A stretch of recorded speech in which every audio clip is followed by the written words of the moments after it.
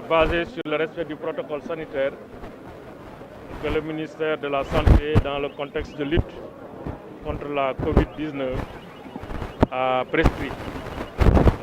Je rappelle qu'il est indispensable dans les gares routières de porter le masque qui est obligatoire pour les passagers, qui est obligatoire pour le conducteur, pour tout le temps du trajet. Mais aussi, il est important de veiller à ce que les conditions d'hygiène soient respectées durant tout le trajet du transport. Mais aussi prendre toutes les dispositions qui sont prévues par la loi en termes de respect des gestes barrières. Ça, j'étais venu le rappeler. J'ai constaté qu'effectivement, il y a une très grande motivation et une grande mobilisation des opérateurs de transport pour respecter le protocole sanitaire. Je suis venu aussi partager avec la communauté cette réforme importante portée par la loi d'orientation et d'organisation des transports terrestres votée à l'Assemblée nationale. En attendant les décrets d'application, j'ai jugé important à chaque fois que l'occasion se présentait de partager les grandes lignes de cette grande réforme des transports terrestres.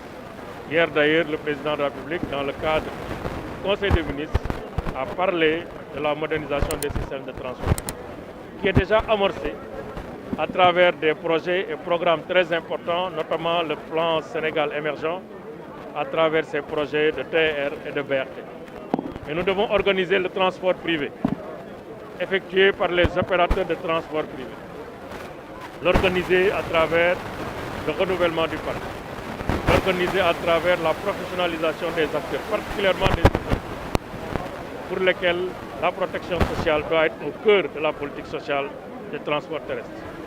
Mais particulièrement lutter contre l'insécurité routière et aussi renforcer le contrôle routier pour que ce contrôle soit optimal, c'est-à-dire un contrôle intelligent, efficace, qui va accompagner la dynamique de réforme. Je suis venu aussi, en troisième lieu, manifester la solidarité de M. le Président de la République à l'égard de la communauté des transports.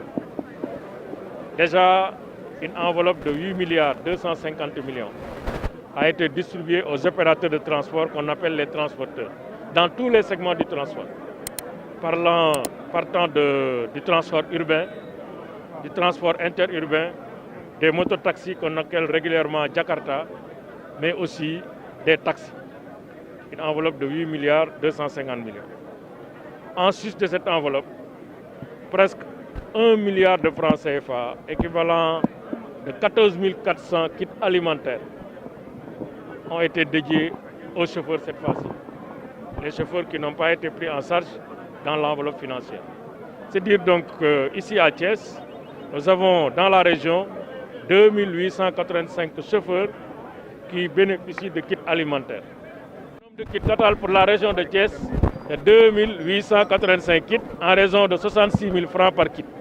Et pour Thiès, pour Mbour et pour Tivaouane, donc les trois départements. Et donc ici, l'argent qui a été distribué aussi pour la région de Thiès, pour les gares routières, 67 millions de francs CFA, le département de Thiès, 26 millions, la commune de Thiès, 10 millions. Merci. 10 millions de francs CFA a été distribué aux gares routières de Thiès. Dans le département de Thiès, 26 millions de francs CFA.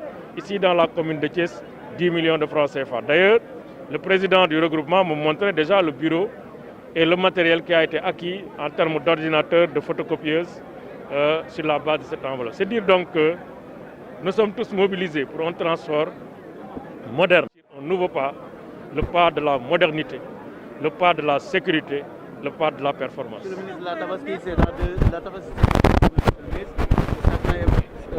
des tracasseries sur la route.